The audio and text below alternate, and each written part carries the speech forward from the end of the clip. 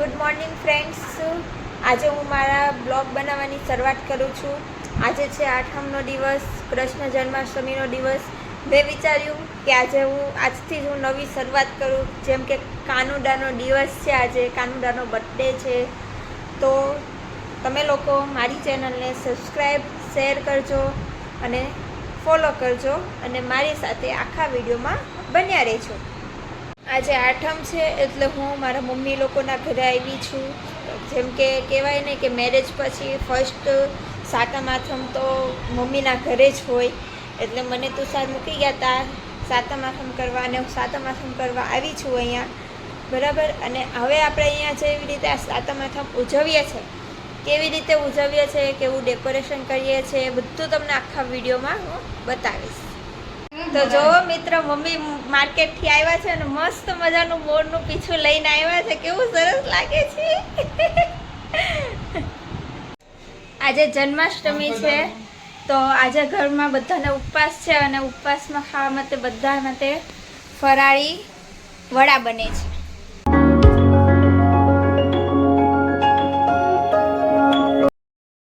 જો ફ્રેન્ડ્સ, આપણે સવારે જે વાત કરી હતી એ પ્રમાણે હવે જન્માષ્ટમીની તૈયારી કરવાનું સ્ટાર્ટ કરીએ છીએ અને ડેકોરેશન કરવાનું સ્ટાર્ટ કરીએ છીએ. જો એની માટે અમે આટલા બધા ફૂલ પણ લાવ્યા છે.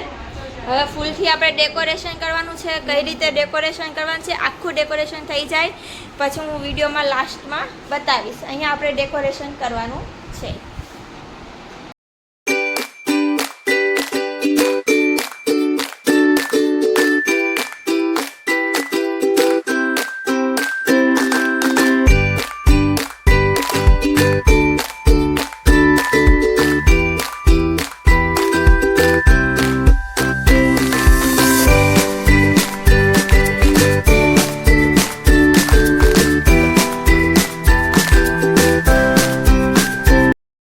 મિત્રો, ડેકોરેશન કમ્પ્લીટ થઈ ગયું છે અને હવે આપણે જમવા બેસવાનું છે.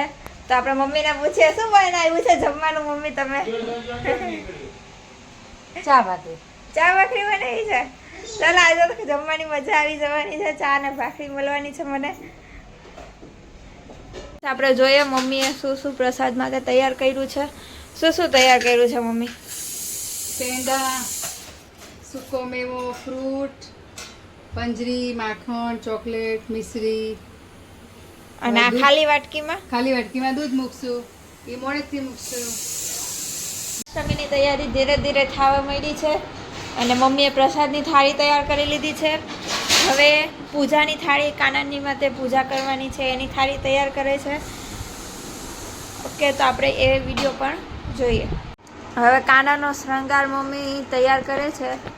તેની માથે કાનાના વાઘા છે, પાઘડી છે, પછી કાનાની ગળામાં પહેરવાની માળા છે અને આમાં આપણે આરતીની થાળી તૈયાર કરવાની છે.